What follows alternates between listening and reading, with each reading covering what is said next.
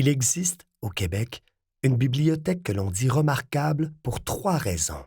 C'est une gigantesque collection de livres et de documents complètement dématérialisés. Elle est, jusqu'à ce jour, en croissance continue et échappe aux contraintes d'espace qui affectent ce genre d'institution. Elle est accessible de partout dans le monde. L'entreprise Les Classiques des sciences sociales est le fruit d'un travail colossal réalisé depuis au moins 30 ans grâce à plus de 400 000 heures de bénévolat, et c'est le sociologue Jean-Marie Tremblay qui en est l'idéateur et le gardien.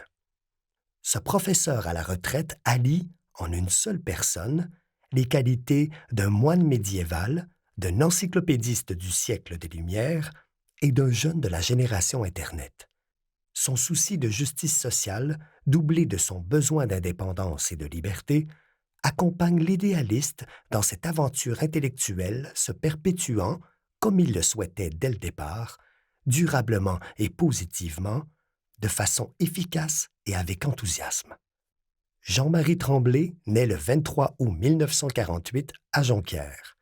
Pour en finir avec les réponses toutes faites que les adultes lui servent constamment, dès l'âge de 10 ans, il veut savoir pourquoi les choses sont ce qu'elles sont. Précoce, à 16 ans, il rêve de devenir missionnaire, puis abandonne à cause du vœu d'obéissance. Mais il n'oublie pas l'idée d'aider, de rendre service, de contribuer à réduire les inégalités sociales. Révolté et choqué des injustices qui l'entourent, d'une grande curiosité et acceptant difficilement l'autorité, il comprend que la sociologie lui donnera peut-être certaines des réponses aux questions qu'il taraude et le libre arbitre qu'il recherche. Il sera sociologue, c'est décidé. Comme il vient d'un milieu ouvrier où l'on trime dur, le jeune homme apprend à besogner fort et à ne jamais abandonner, ce qui lui servira toute sa vie. Rapidement, essayer d'expliquer les comportements humains et l'évolution des sociétés ne lui suffit plus. Ses ambitions n'ont déjà plus de limites. Après une maîtrise en sociologie à l'Université d'Ottawa, le jeune diplômé enseigne au département des sciences humaines du Cégep de Chicoutimi de 1977 à 1993. Professeur associé à l'UQAC, il produit un grand nombre d'ouvrages ainsi que du matériel pédagogique pour l'enseignement de la sociologie au collégial, en plus de nombreuses bases de données de recherche en sciences humaines pour ses étudiants. S'il est déterminé à donner le goût à ses protégés de comprendre l'humain et les problèmes inhérents à sa socialisation, il imagine toujours étendre sa pensée dans le monde entier. Avec Alain Massot, avec qui il partage une amitié de plus de 50 ans, il travaille pour que la science, qu'il porte dans son cœur et en haute estime, ne soit jamais une réponse préfabriquée et doctrinaire, mais une discipline qui ouvre sur le monde. En 1993, à l'âge de 45 ans, Jean-Marie a l'impression de retrouver son âme, à une époque bénie où les nouvelles technologies permettent enfin la redistribution des connaissances. Son éternel projet paraît invraisemblable, car la situation du libre accès aux publications scientifiques est loin d'être ce qu'elle est aujourd'hui. Plusieurs étapes sont alors nécessaires pour la création d'une édition numérique. La numérisation, le traitement des illustrations, la préparation et l'uniformisation des fichiers pour favoriser une lecture facile, la correction de toutes les coquilles, la mise en page du document avec les écrits et les illustrations, ainsi que sa diffusion, et bien d'autres encore plus complexes. Devant les obstacles, certains avancent avec prudence et surmontent un à un les aléas qui se présentent sur leur chemin. Y a-t-il d'autres manières de déplacer les montagnes? Les motivations de l'altruiste sont nobles et audacieuses, et sa quête est olympienne. Laisser un héritage culturel à ses enfants et aux générations à venir, par l'intermédiaire d'une banque de textes informatisée et à la portée de tous.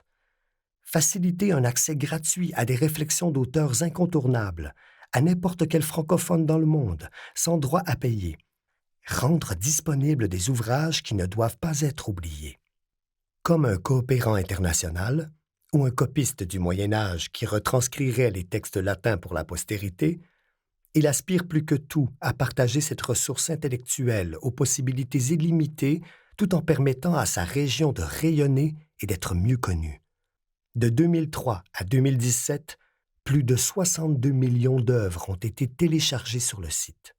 Dans les dernières années, en plus de l'Amérique du Nord et de l'Europe, on note un accroissement des consultations, particulièrement en Afrique francophone, en Haïti, aux Philippines ou en Chine.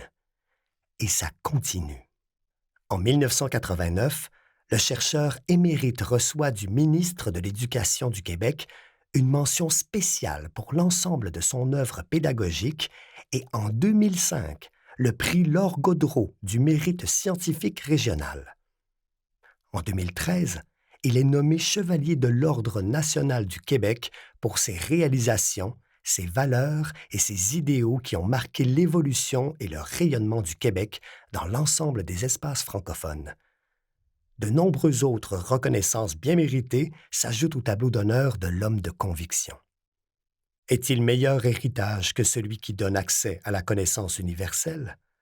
Aujourd'hui retraité de l'enseignement, Jean-Marie Tremblay travaille, enfin, à temps plein au développement de sa bibliothèque numérique avec le soutien indéfectible de sa conjointe Diane Brunet.